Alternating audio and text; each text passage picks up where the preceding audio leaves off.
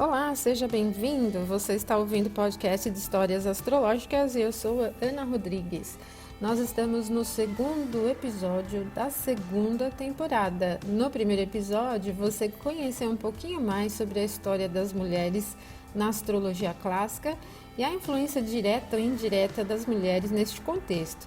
Neste segundo episódio, vamos dar continuidade ao tema História da Astrologia e vamos compreender aqui como a história da astrologia se desenrolou no Brasil.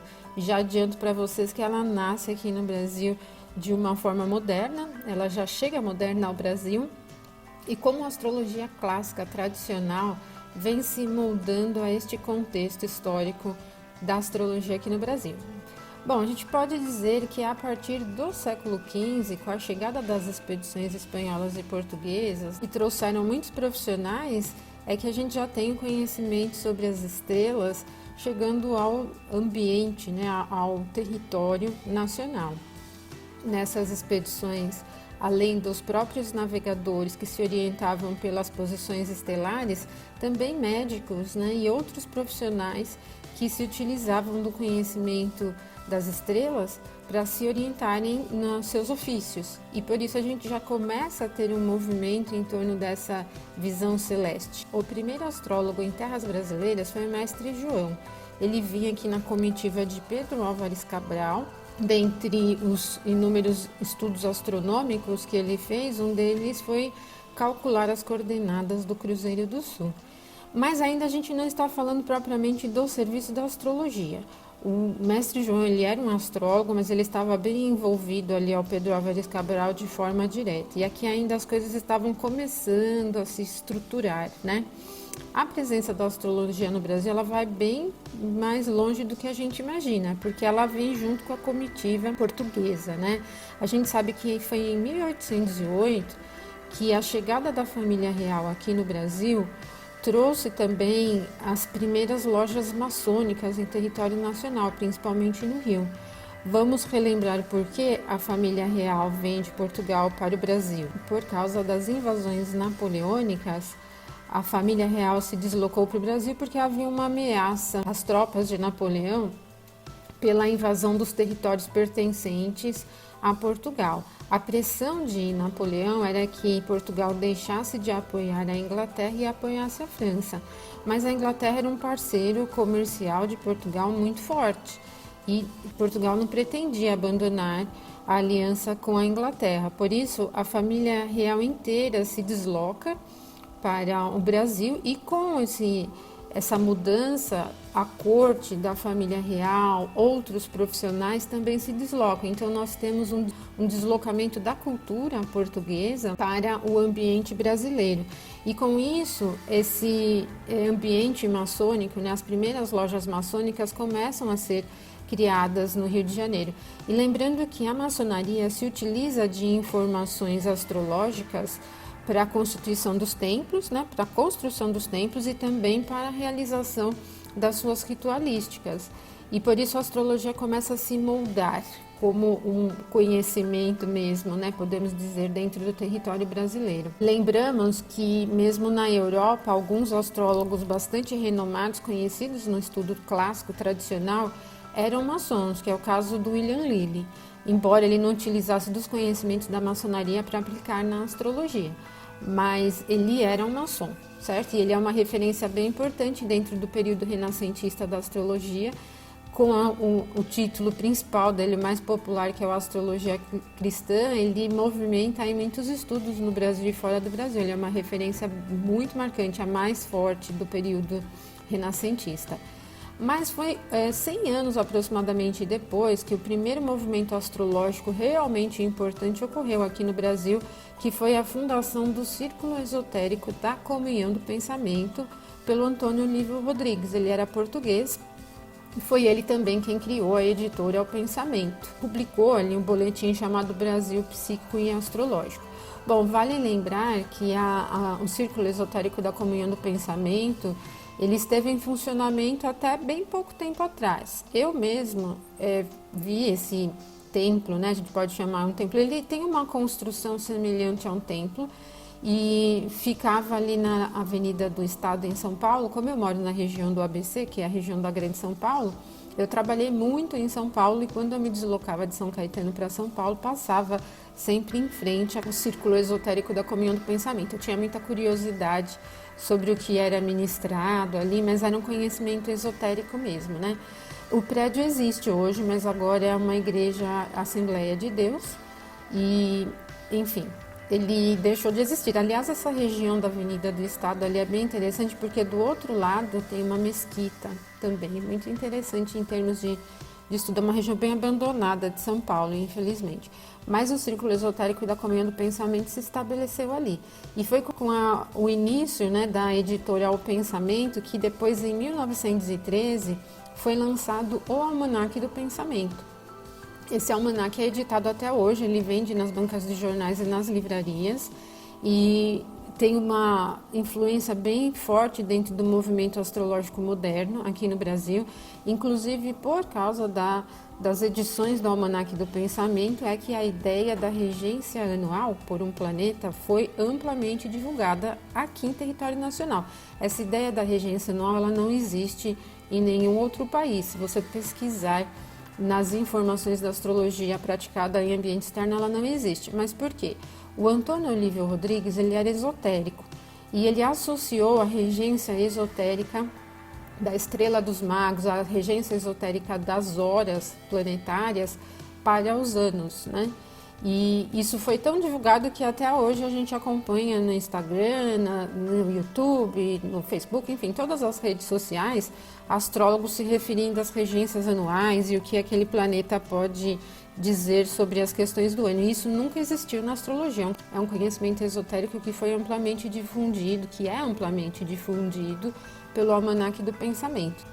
E em 1920, o mais importante livro aí publicado pelo Almanaque Pensamento na época, que se chamava Astrologia, era de uma coleção de ciências herméticas e houve uma tentativa de tornar essa publicação como um curso por correspondência. Como a editora Pensamento tinha algumas editoras filiadas, eles enviavam, né, essa documentação desse título, Astrologia, para que pudesse ser praticada aí como um curso. Outro grande astrólogo foi o Francisco Valdomiro Lorenz, que escrevia em mais de 100 idiomas. Ele divulgou a astrologia pelo território nacional, chegando até a ter o seu próprio programa de rádio em Porto Alegre, que se tornou até muito famoso, e era chamado de A Hora Esotérica. Bom, vocês percebem que essa época, eu não digo só da história do Brasil, da cultura, né, mas no mundo inteiro foi uma época muito forte de esoterismo, né, até um pouco antes mesmo de 1900, ali em torno de 1800 e pouco, foi um momento bem impactante aqui do esoterismo e por isso ele acabou sendo bastante incorporado na visão astrológica também. E muitos títulos publicados sobre astrologia, ou aliás, né, os primeiros títulos publicados sobre astrologia envolvem fortemente o tema esotérico. Em 1930, a astrologia continuou ainda sendo uma atividade exclusiva de alguns profissionais isolados, ela não era tão popular, mas temos uma referência de Danton Pereira de Souza, que conseguiu, aí, por meio dos estudos astrológicos, frequentar o Centro Internacional de Astronomia em Paris. Ele foi um dos primeiros membros da Associação Brasileira de Astrologia. E é interessante, né, porque ele era astrólogo, mas ele foi estudar astronomia e as coisas estão bem vinculadas, né? A astrologia necessita de muito aparato da astronomia para funcionar. Em 1935, outro nome foi Ulo Getzel. Ele era alemão, ele saiu da Alemanha fugindo do nazismo, veio para o Brasil e começou a ministrar cursos de astrologia e aconselhamento astrológico. Ele também chegou a publicar um título sobre astrologia que se chamava Horas Planetárias e um compêndio também de astrologia em 2 volumes. Então, ali em 1935, a coisa começa a esquentar na astrologia, né? Mas foi em 1943, né, que a gente tem um âmbito maior aqui se desenrolando para a astrologia. O astrólogo Demétrio de Toledo, que tinha sido um cônsul brasileiro na cidade de Paris, ele teve inclusive como mentor o Dom Neroman, e ele publicou aqui no Brasil o título Ex-Astrologia. Interessante porque nós estamos falando de 1943, que foi a época em que o presidente era Getúlio Vargas, e o Getúlio Vargas foi um dos clientes do Demétrio de Toledo. Até porque ele tinha acesso, sendo um cônsul brasileiro, ele tinha acesso ao presidente, né, de forma direta, então ele oferecia as consultas astrológicas para o presidente. E existe um título que vocês podem encontrar em alguns sebos, eu acredito que até em livrarias, que se chama A Luz do Céu Profundo, do Getúlio Bittencourt, onde ele faz uma associação da astrologia com várias personagens do ambiente político e das consultas que eles fizeram, então do envolvimento com a astrologia, da astrologia com a política. Bom, para a astrologia clássica isso não é novidade, porque quando a gente estuda a história da astrologia, nós podemos ver desde a época dos imperadores romanos muitos envolvimentos com a astrologia, como foi o caso do imperador Adriano, inclusive que eu citei no primeiro episódio da segunda temporada. E isso vai se espalhando muito fortemente dentro da Idade Média depois também, né? Então aqui no Brasil esse envolvimento com os presidentes também aconteceu. Em 1960, a astrologia ganha uma projeção grande aqui com as cadeias de rádio e muitos programas começam a se desenrolar aqui com os temas astrológicos, destacando o Osmar Cardoso e o Assura Maia. O Assura Maia, ele era bem otimista, então o programa dele era muito composto por mensagens legais, de otimismo, tinha um sentido bem construtivo. Ele era biólogo e proprietário de um laboratório de análises clínicas e ele percebeu que havia uma sintonia entre os ritmos lunares e a proliferação de alguns micro-organismos. Fez alguns estudos e lançou uma publicação que se chamava Introdução Astrológica à Zootecnia. Ainda mantendo seus programas de rádio, ele recebia muitas cartas dos seus ouvintes com solicitações de informações astrológicas e tal. E fora essa introdução astrológica à zootecnia, ele também escreveu o Manual de Astrologia, que foi um almanaque reeditado ali na década de 70 até a década de 80, então bem interessante. Com a criação do computador e a inserção dele, né, em muitas áreas da sociedade, enfim, ali em torno do final da década de 60, é que a gente tem o Zeferino Pina, que foi um astrólogo bem conhecido no Brasil, o Zeferino Pina Costa. Ele traz um computador para o Brasil e ele já começa a realizar os cálculos astrológicos baseados aqui no computador, nos cálculos do computador. Mas foi o Assura Maia, o primeiro astrólogo responsável aqui por um serviço de cálculo astrológico em larga escala por computador, né, que se chamava Astrodata. Então, o primeiro software de astrologia no Brasil que a gente tem em referência foi do Assura Maia. A gente está falando do final da década de 60, hein? Em 69 é que surge o Instituto Paulista de Astrologia, que depois se transformou em 71 na ABA, na Associação Brasileira de Astrologia. E a ABA está vinculada mais fortemente à astrologia moderna, né? Mas ela que foi responsável pela divulgação da astrologia em muitos meios de comunicação, em cursos e em publicações. Então ela teve um papel bem importante para a divulgação da astrologia, também trazendo alguns astrólogos internacionais aqui para o país. Em 79 é bem interessante também, porque existia um vínculo dos ambientes universitários com a astrologia. Na PUC, aqui em São Paulo, nós tivemos um primeiro curso de extensão de astrologia que foi aplicado à psicologia. E no Rio de Janeiro, um primeiro seminário de astrologia. Então, a gente está falando de 1979, né? Uma época em que não se tinha tanto preconceito sobre a astrologia e as coisas fluíam até que muito bem. Houve uma tentativa, há poucas décadas atrás também, de se implantar um novo curso na Universidade de Brasília, um curso de extensão, mas ele não foi adiante, hoje ele nem existe mais.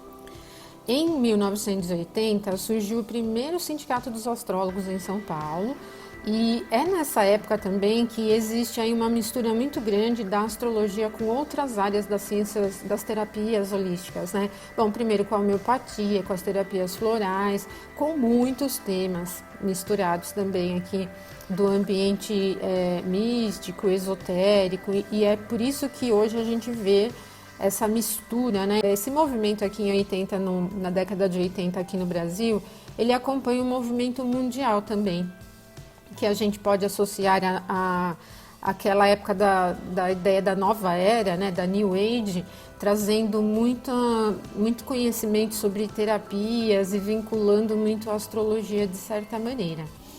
Essa década de 80 ela foi muito fértil. Nós víamos muitas participações de astrólogos em programas de TV, em programas de rádio. A própria Rede Globo, que era uma líder de audiência na época, tinha o programa TV Mulher e a presença da Zora Ionara, que foi uma astróloga reconhecida aqui no Brasil, bem popular na verdade. Ela participou de muitos programas de rádio, tinha o seu próprio programa de rádio falando sobre os horóscopos, e a participação dela no programa TV Mulher também era sobre astrologia.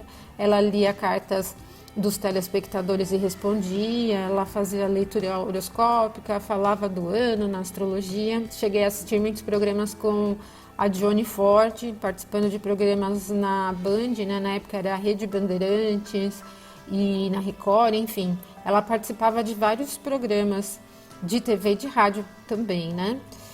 Bom, a década de 80, por isso, foi bastante fértil. Na década de 80 também começaram a surgir muitas escolas de astrologia, em São Paulo e no Rio de Janeiro principalmente. No Rio de Janeiro, inclusive, a gente tinha a escola Júpiter, que era a escola do Olavo de Carvalho. Foi nessa década de 80 que ela se estruturou. Não durou muito tempo, mas ela era dedicada a um estudo clássico da astrologia. Ele chegou a desenvolver alguns seminários, né, palestras e cursos, o que foi bem interessante, mas outras escolas estavam se estruturando, né? O Instituto Paulista de Astrologia, ele existe até hoje e a aba continua até hoje também, firme e forte, certo? Na década de 90 é que a gente observa aí uma aproximação da astronomia com a astrologia, especialmente porque foi uma época do desenvolvimento do CD-ROM, lembra do CD-ROM?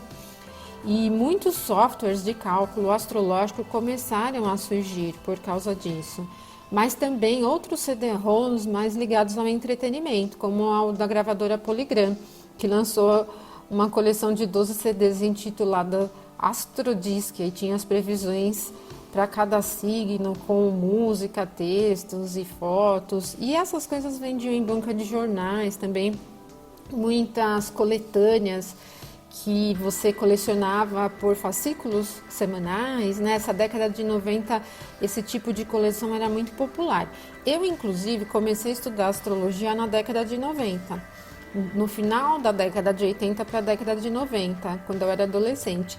E comecei porque eu ganhei exatamente uma coleção dessas colecionáveis por fascículos vendidos em bancas de jornais, que o namorado da minha prima colecionou e deu para mim. Essa coletânea era composta por fascículos de astrologia, outro grupo de fascículos sobre o I Ching, outro grupo sobre o tarô e outro grupo sobre quiromancia. Eu tenho ainda essa, tá bem velhinha, essa coletânea, principalmente o de astrologia, tá caindo os pedaços, mas foi muito interessante para mim, porque os fascículos compunham um livro bem fininho, muito básico, muito mesmo, mas o mais interessante é que ele ensinava o cálculo manual do mapa. Então eu me debrucei nessa possibilidade, a primeira vez que eu calculei meu mapa manual, né? Então foi bem interessante. E na década de 90 também a gente teve muitas promoções envolvendo, inclusive o primeiro mapa astrológico meu que eu tive feito foi de uma promoção da Lacta, onde você encaminhava os dados para a Lacta ali, né, com algumas embalagens de chocolate, e eles devolviam seu mapa calculado por um software, vinham várias folhinhas ali. Foi bem interessante. Então foi uma época muito fértil, a década de 90 inteira, ela foi muito fortemente nesse contexto místico, esotérico, ampliada, né? Nós vimos nascer aqui muitos espaços esotéricos, muitos mesmo, muitos livros, muitas divulgações místicas de autoajuda e envolvendo o mundo esotérico e místico começaram a ser lançadas. E por causa desses ambientes místicos é que a divulgação de títulos astrológicos ficou muito popular. Eu frequentei muito um ambiente muito próximo da minha casa que tinha aqui em São Caetano do Sul, que era a Livraria Nirvana. Ela era uma livraria no espaço térreo com títulos só relacionados ao ambiente espiritualista, místico e esotérico. E na sobreloja, um espaço bem grande onde haviam cursos, então muitos cursos relacionados a temas místicos, desdobramento astral, né, viagem astral, cristais, astrologia, atendimentos também eles faziam. Essa década de 90, então, ela foi bem fértil e eu penso que ela dá frutos até hoje, porque muitos espaços permanecem abertos desde aquela época até hoje. E por isso ela se tornou muito ampla, né? Assim, abriu o caminho mesmo para uma solidificação da astrologia. E também foi nesse período que nós tivemos muitas escolas fortes aqui em São Paulo. Foi quando eu comecei a estudar na GEA, que era o grupo de estudos astrológicos, ficava na região próximo onde hoje é o metrô Santa Cruz. Fiz alguns cursos lá iniciais de astrologia moderna, depois parti para os meus estudos solo aqui, né? Mas foi um período bem fértil mesmo. A própria Gaia e outras escolas também surgindo nesse mesmo período. Então foi uma época muito fértil para o trabalho astrológico. Conforme a tecnologia se amplifica, né, ela vai trazendo também movimento para outras áreas. Em 95, aqui a gente tem o Osmar Quiroga, expandindo os serviços astrológicos dele, né? Antes ele fazia só as colunas de jornais, revistas, já era bem popular, mas ele lança um primeiro serviço de atendimento de astrologia por telefone. Essa época de 90 foi muito peculiar nesse tipo de trabalho.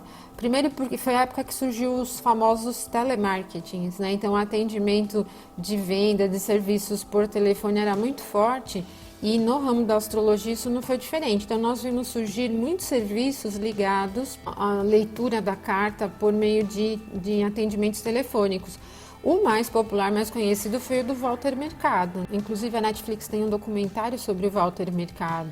E ele ficou famoso pelo Ligue Já, né? Então ele vinha com toda aquela indumentária, parecendo um rei na TV, convidando, chamando as pessoas para ligarem no serviço dele e terem os seus mapas astrológicos calculados, e era real. Alguns astrólogos que estão hoje presentes fazendo seu trabalho, trabalharam no atendimento do Walter Mercado. Não era enganação não, as pessoas ligavam e o astrólogo ele ficava em frente a um computador calculando os mapas, né? Lógico que de uma forma bem simples, falando dos pontos principais, mas era um serviço real. E essa época foi muito fértil sobre esses trabalhos. Bom, nós temos ainda o reflexo disso com atendimentos voltados para astrologia, tarô e outras terapias em grandes redes de atendimento nesse momento aqui, em 2021, funcionando fortemente. A astrologia, então, ela passou a ser muito divulgada nas redes sociais, com o avanço da tecnologia. Primeiro a gente teve, acho que, um movimento muito forte do Orkut, lembram do Orkut?